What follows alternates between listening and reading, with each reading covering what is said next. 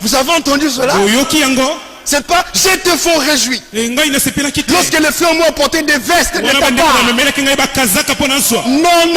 Mais je te fais réjouir. Lorsque des frères sont arrivés et ont rendu témoignage de la vérité qui est en toi. De la manière. Est-ce que vous lisez avec moi? Je n'ai pas de plus grande joie. Alléluia. Amen. Alléluia. Amen. Je n'ai pas de plus grande joie que d'apprendre que mes enfants marchent dans la vérité. Alléluia. Amen. Le même esprit que Paul. Ce qui les réjouissait, c'était d'apprendre que les frères marchent dans la vérité. Alléluia. Amen. Frère, c'est ce qui fait notre... Si ici, à Delvaux, vous ne marchez pas dans la vérité, qui marcheront dans la vérité?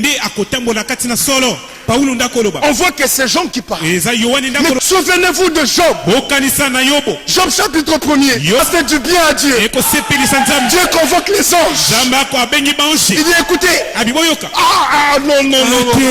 J'ai une joie immense. Oh, toi tu viens d'où? Je viens de me promener sur la terre. À joie. Alléluia. Amen. Et c'est le serviteur. L'homme. C'est l'homme. Oui, le croyant. Qui exalte son créateur. Qui parle de son Dieu. Mais ce jour-là, Dieu a parlé d'un homme. Dieu a rendu témoignage d'un homme. Vous constatez mon serviteur Jean.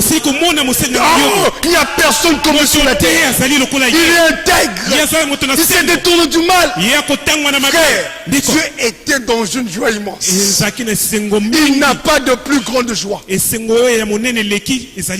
vous mets au défi. Lisez la Bible. Montrez qu'il achetait beaucoup de maisons.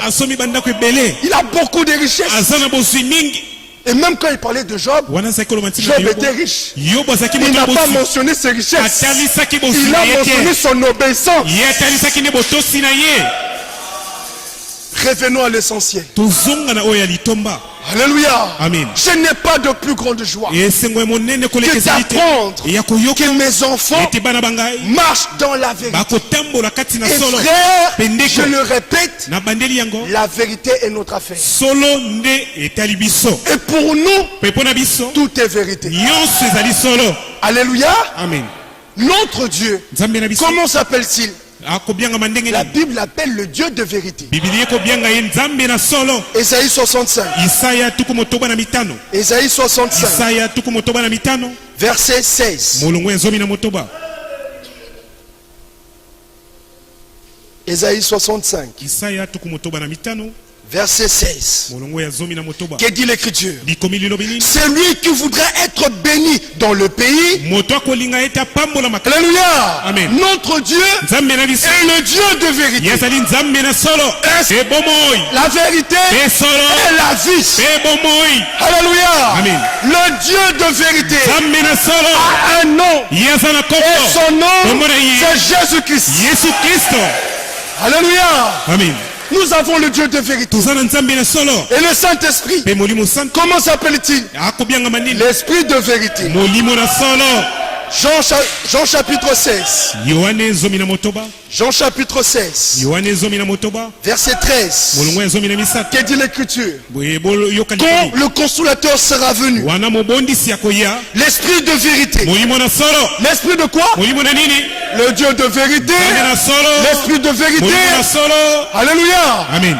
Pour nous, tout est vérité. Notre Dieu, le Dieu de vérité, l'Esprit qui nous a été donné, et l'Esprit de vérité, la Bible, et les livres de vérité. Daniel chapitre 10. Daniel chapitre 10.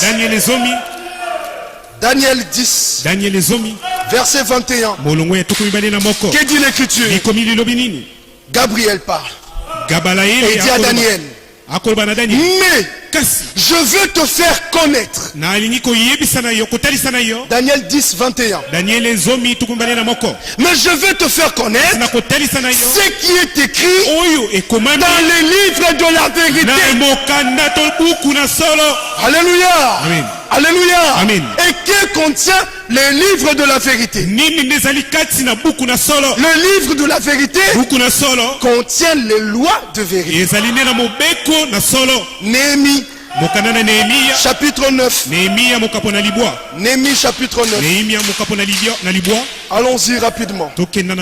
Néhémie 9. Verset 13. Tu es descendu sur la montagne de Sinaï. Tu leur parlas du haut des cieux. Et tu leur donnas des ordonnances justes, des lois de vérité. Vous avez entendu? Dieu de vérité, esprit de vérité, livre de vérité, loi de vérité. Alléluia. Amen. Et c'est cela, frère. Ces livres contiennent les paroles de vérité. Actes des apôtres. Chapitre 25. Actes des apôtres. Prenons le chapitre 26, pardon. Actes des apôtres, chapitre 26. Verset 25. C'est Paul devant Agrippa. Il dit: je ne suis point fou, très excellent Festus. Répliqua Paul: ce sont au contraire des paroles de vérité et des bonnes choses que je prononce. Avez-vous entendu? Il est question de Dieu de vérité, de l'esprit de vérité, des lois de vérité, des paroles de vérité. Alléluia. Amen. Et même de commandements de vérité. Croyez-vous cela? Psaume 119. Nous devons comprendre que la vérité est notre affaire. Psaume 119. Verset 151. Verset 151. Qu'est dit l'écriture? L'écriture dit: tu es proche, ô Éternel. Croyez-vous qu'il est proche? Croyez-vous qu'il est proche? Mais il est même là, là où deux ou trois sont assemblés en mon nom, je suis au milieu d'eux. Tu es proche, ô Éternel. Et tous tes commandements sont la vérité. Alléluia. Amen. Et l'écriture dit: le fondement de ta parole, le fondement de ta parole est la vérité. Psaume 119. Verset 160. Psaume 119, verset 160. 119, 160. Et l'écriture dit: le fondement de ta parole est la vérité. Et toutes les lois de ta justice sont éternelles. Alléluia. Amen. Vous comprenez, frère, qu'en réalité pour nous, tout est vérité.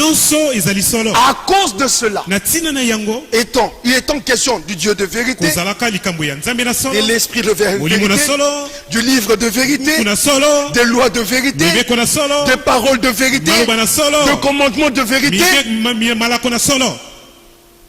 Nous sommes devenus l'église du Dieu vivant, la colonne et l'appui de la vérité. 1 Timothée 3,15.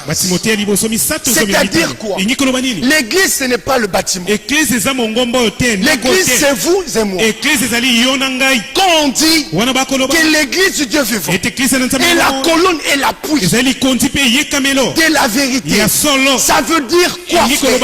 Ça veut dire que nous, frères, nous sommes les détenteurs de la vérité. Si on cherche les gens qui prêchent la vérité, c'est ici qu'on doit le trouver. Si on cherche des sœurs qui marchent dans la vérité, c'est ici qu'on doit les trouver. Si on cherche des frères qui marchent dans la vérité, c'est ici qu'on doit les trouver. La vérité est notre affaire. Alléluia. Amen. Alors Jésus-Christ dit dans Jean chapitre 8 au verset 32, vous connaîtrez la vérité et la vérité vous affranchira. Alléluia. Amen. Sachez que la vérité est votre affaire. Croyez cela de tout votre cœur. Acceptez ce que vous êtes.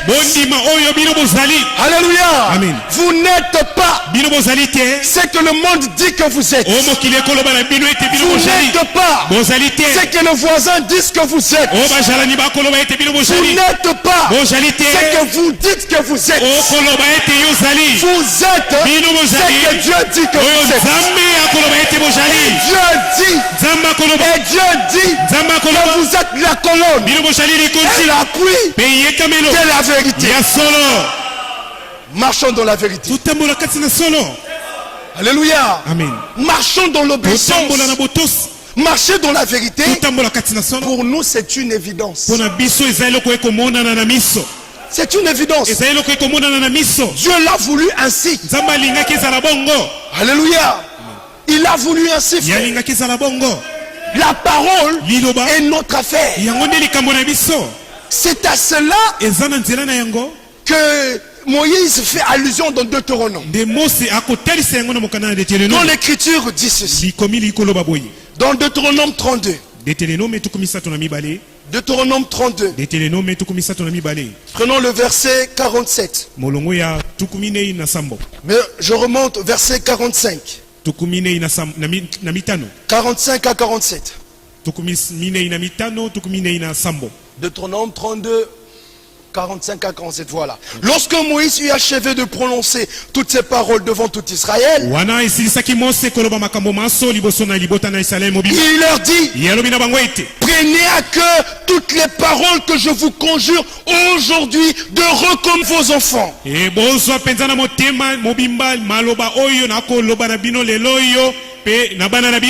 Considérez. Alléluia. Toutes les paroles que je vous conjure aujourd'hui de recommander à vos enfants, afin qu'ils observent et mettent en pratique toutes les paroles de cette loi. Car ce n'est pas une chose sans importance pour vous. C'est votre vie. Alléluia. Amen. Cette parole, c'est une chose sans importance pour les catholiques. C'est une chose sans importance pour les pentecôtistes. Ils enseignent ce qu'ils veulent, ils vivent comme ils veulent. Alléluia. Amen. Cette parole, c'est une chose sans importance pour les témoins de Jéhovah. Mais pour nous, c'est la vie. C'est notre vie. Est-ce que vous comprenez cela? La parole, c'est notre vie. La vérité, c'est notre vie. Qu'est-ce que cela veut dire? Matthieu 4:4. L'homme ne vivra pas de pain seulement, mais de toute parole qui sort de la bouche de Dieu. C'est ce que ça veut dire. C'est-à-dire nous, on vit de toute parole qui sort de la bouche de Dieu. C'est notre vie. Alléluia. Amen. C'est notre vie, frère. Nous devons comprendre la chose. Alléluia. Amen.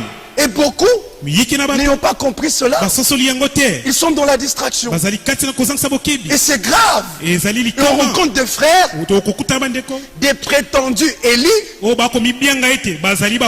mais qui vivent dans la désobéissance. C'est faux, frère. Alléluia. Amen. Dieu nous a appelés d'entre les païens pour nous emmener à l'obéissance. Le but de l'appel, le but de la vocation, l'obéissance. Même le but de l'élection, c'était qu'on parvienne à l'obéissance. 1 Pierre. 1 Pierre. 1 Pierre chapitre 1er. Verset 1er jusqu'au verset 2. Que dit l'Écriture? Pierre. Là, c'est Paul qui avait parlé. Dans Romains chapitre 1. Maintenant, c'est Pierre qui parle. Pierre, apôtre de Jésus-Christ, à ceux qui sont étrangers et dispersés dans le Ponte, dans la Galatie, la Cappadoce, l'Asie et la Bithynie, et qui sont élus, qui sont quoi? Qui sont élus selon la présence de Dieu le Père, par la sanctification de l'Esprit, afin qu'ils deviennent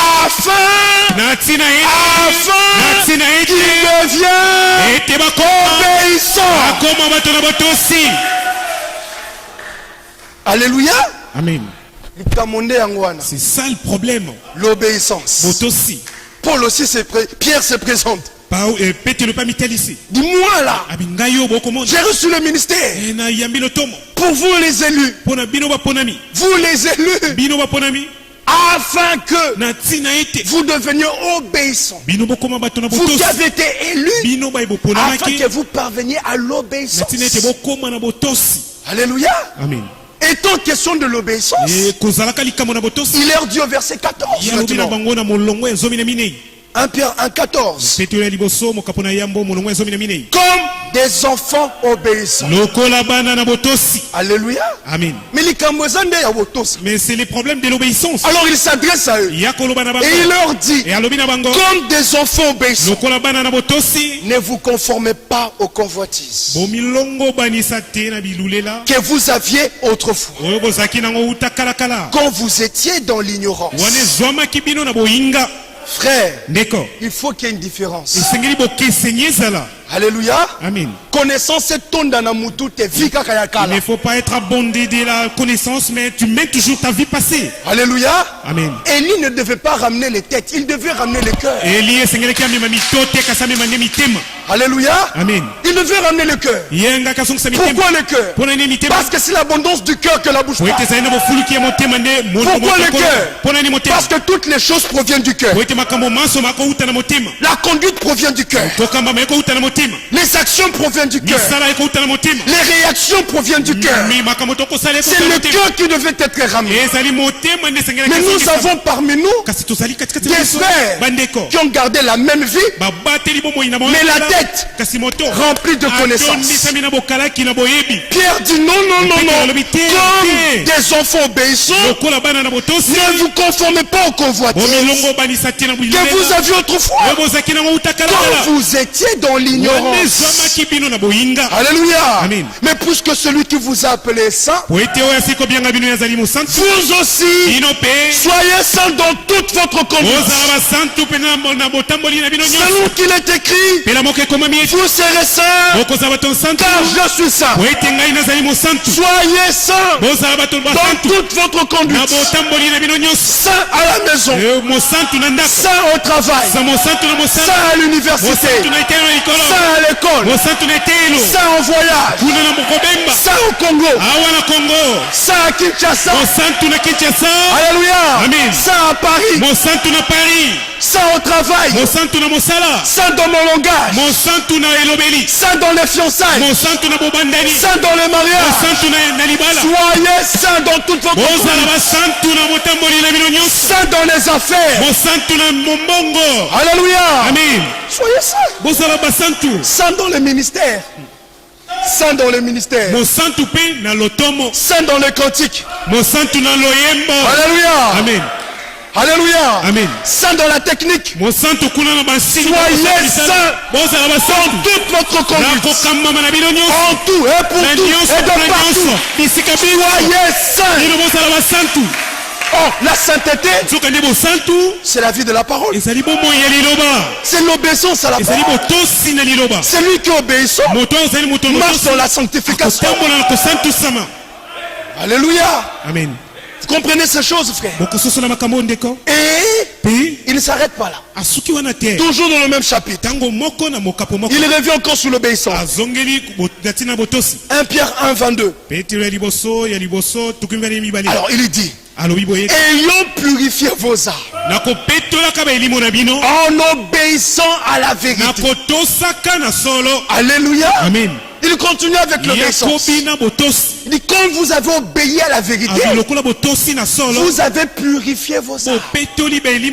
Frère, la vérité purifie. Alléluia. Amen. L'obéissance à la parole, ça nous purifie, ça nous lave, ça nous lave, ça nous lave. Alléluia. Amen. Et quand l'acquéreur,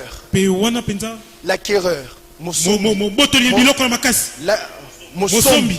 Alléluia. Amen. Et quand l'acquéreur de ce corps que nous avons, il regarde, j'avais acheté une maison, je devais venir y habiter, mais elle était sale. Maintenant je vois que cette maison est pure, je peux aller y habiter. Alléluia. Amen. Alors acte 5 verset 32 dit, nous sommes témoins de ces choses, comme le Saint-Esprit que Dieu a donné à ceux qui lui obéissent. L'obéissance a purifié l'homme. Ayant été purifié, maintenant Dieu te donne le Saint-Esprit. Si Félix Tshisekedi achetez la parcelle voisine, vous ne verrez pas venir y habiter. Dans cet état-là, on va casser, on va reconstruire. Alléluia. Amen. Et quand ça sera embelli conformément à son standing, là vous le verrez venir y habiter. La nature doit nous enseigner. Dieu ne peut pas venir habiter dans des corps souillés. Non, obéis d'abord à la parole. Tu es purifié. Maintenant il vient habiter en toi. Acte 5, 32. Alléluia. Amen. Frère, vous devez comprendre. Il n'est pas seulement question de Paul. Dans Romains, comme nous avons lu, il n'est pas que question de Pierre. Même nous, là, lorsque nous prêchons, il y a un but qu'on poursuit. C'est d'emmener toute pensée captive à l'obéissance. À l'obéissance de Christ. 2 Corinthiens 10. 2 Corinthiens 10. Prenons le verset 5. Qui dit l'écriture? Nous renversons les raisonnements. Alléluia. Amen. Les raisonnements là que tu as qu'on prêche, nous les renversons. Les fausses doctrines là, ce sont des raisonnements. Les deux frères, le 28 février 63, Jésus-Christ était revenu. Tu vois, il était monté nué. Jésus, homme, nué. Il reviendra nué, homme. Ce sont des raisonnements. Et nous les renversons. Nous renversons les raisonnements. Et tout auteur qui s'élève contre la connaissance de Dieu, et nous amenons toute pensée captive à l'obéissance de Christ. C'est le but que la prédication poursuit. Que toute pensée devienne captive à l'obéissance de Christ. Pourquoi la pensée? Pourquoi la pensée? Alléluia. Amen. Alléluia. Amen. Parce que la pensée, c'est la matrice. Tout commence par la pensée. Alléluia. Amen. Mais quand la pensée est devenue captive à l'obéissance de Christ, toute la vie est influencée. Votre conduite n'est que le reflet de vos pensées. Vous savez cela? Oui, frère. C'est pour ça que c'est la pensée qui me conduit captif à l'obéissance de Christ. Et la pensée va influencer toute la vie. Alléluia. Alléluia. Amen. Il est question ici par la prédication, par le message, de nous emmener tous à l'obéissance. Alléluia. Amen. À l'exemple de Jésus-Christ.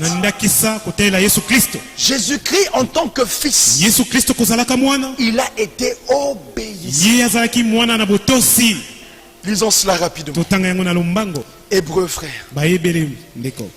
Hébreux. Chapitre 5. Prenons le verset 8.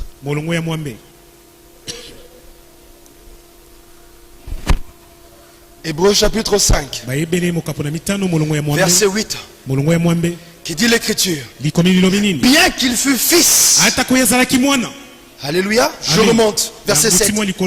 C'est lui qui, dans les jours de sa chair, ayant présenté avec des grands cris et avec larmes, des prières et des supplications à celui qui pouvait le sauver de la mort, et ayant été exaucé à cause de sa piété, il a appris, bien qu'il fût fils, l'obéissance par les choses qu'il a souffertes. Alléluia. Amen. Mais qu'est-ce que ça veut dire? Philippiens 2. Philippiens chapitre 2. Verset 8. Ça veut dire ceci. Il s'est humilié lui-même en se rendant obéissant jusqu'à la mort, et même jusqu'à la mort de la croix. Alléluia. Amen. Jésus étant sur terre, il n'avait qu'un seul objectif. C'était quoi? Obéir au Père. Obéir au Père. Je vais vous lire quelque chose ici dans la prédication Comment puis-je vaincre, prêché le 28 août 1963. Écoutez, c'est que le frère Branham dit, souvenez-vous, quand il est venu sur terre, qui? Le Seigneur Jésus-Christ. Jésus. Souvenez-vous, quand il est venu sur terre, il y avait autant d'incrédulité, sinon plus. Alléluia. Sinon plus qu'à toute autre époque. Ça ne l'a pas dérangé du tout. Oh frère, c'est l'Odyssée. Tous les démons de l'enfer sont sortis. Je n'aime pas cette déclaration. Alléluia. Amen. Alléluia. Amen. Frère, vous pensez que si Dieu savait que sa parole faillirait à l'égard de cet âge, il enverrait. S'il envoie sa parole dans cet âge, c'est parce que sa parole triomphe toujours. Sa parole a triomphé des fesses. Ça a triomphé des Smyrne, Pergame, Thyatire, Sardes, Philadelphie et Laodicée. Alléluia. Amen. La parole a triomphé. Alors il dit, son âge aussi, hein? Il y avait autant d'incrédulité, sinon plus qu'à toute autre époque. Ça ne l'a pas dérangé du tout. Quand on l'a appelé un démon au lieu de l'appeler Dieu, quand on l'a traité de tous les noms imaginables, ça ne l'a pas dérangé du tout. Il avait un seul objectif. Alléluia. Amen. Il n'avait qu'un seul objectif. Obéir au Père. Rester fidèle à la parole. La parole est Dieu. Il avait un seul dessein. Alléluia. Amen. Alléluia. Amen. Or il est écrit que chaque semence produit selon son espèce. Tel il est, tel il est, tel aussi nous sommes dans ce monde. Or lui, Il n'avait qu'un seul objectif. Obéir au Père. Quel est ton objectif? Mon objectif à moi, c'est d'obéir au Père. C'était ça les Philippiens. Les Philippiens n'avaient qu'un seul objectif. Obéir au Père. Obéir à toute la parole. Alors Paul dit, bien aimé, comme vous avez toujours obéi. C'était leur objectif. Que cela soit notre objectif. Alléluia. Amen. Si vous le désirez, Dieu vous l'accordera. Alléluia. Amen. Si vous le désirez, Dieu vous l'accordera. L'Écriture dit, fais de l'Éternel tes délices, et il accomplira ce que ton cœur désire. L'Écriture dit, qu'il te soit fait selon ta foi. Si tu crois que par la grâce de Dieu, il est possible de marcher dans l'obéissance, Dieu te l'accordera. Alléluia. Amen. Alléluia. Amen. Il est déjà temps. Mes frères, mais comprenez que l'obéissance est votre lot. Ça vous a déjà été donné. Vous savez, le Saint-Esprit qu'on a reçu, qui me conduit dans cette prédication, l'Écriture dit de lui, l'un des buts du Saint-Esprit. Parce que le Saint-Esprit a un ministère. Il poursuit des buts. Et l'un des buts, on dit, 1 Corinthiens chapitre 2 au verset 12. Et nous n'avons pas reçu l'esprit du monde, mais l'esprit qui vient de Dieu. Pourquoi? Dieu ne fait rien pour rien. Dieu fait toutes choses pour un but. Et l'Écriture dit, l'esprit qui vient de Dieu, afin que nous connaissions les choses que Dieu nous a données par sa grâce. Vous devez connaître les choses que Dieu vous a données sans argent, sans rien payer. Alléluia. Amen. Et parmi ces choses, il vous a donné l'obéissance. Croyez-vous qu'il vous a tout donné? Croyez-vous cela? Mais c'est écrit. L'Écriture dit, 2 Pierre, chapitre 1er, verset 3, comme sa divine puissance.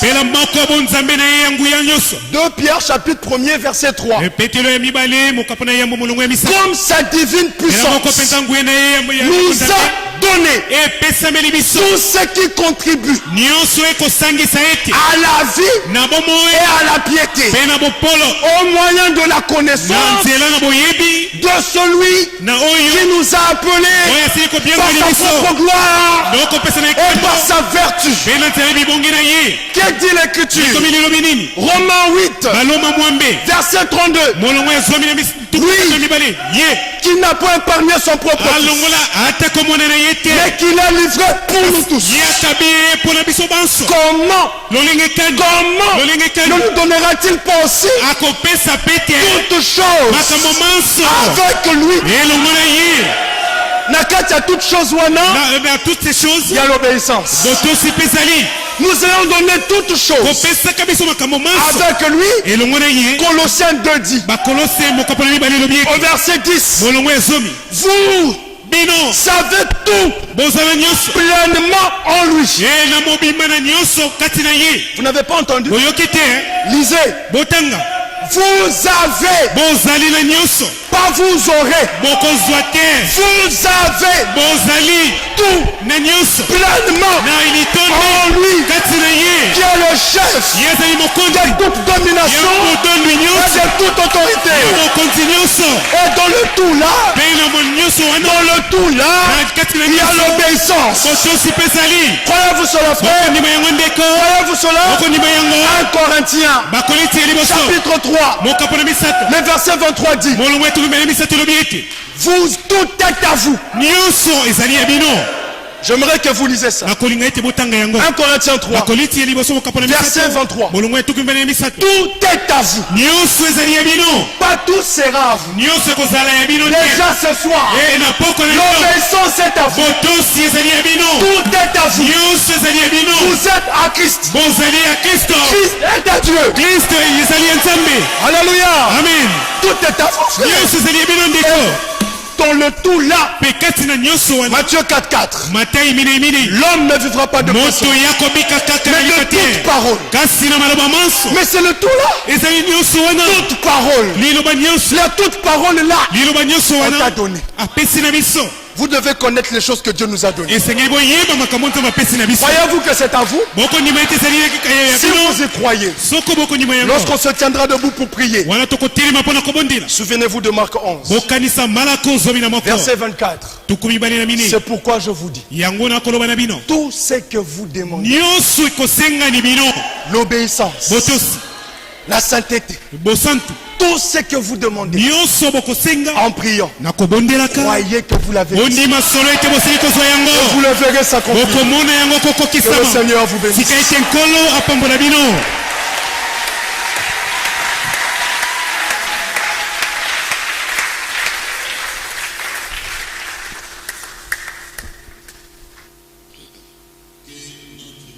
Sika ete nzambe na biso akumisama apambola mosali na ye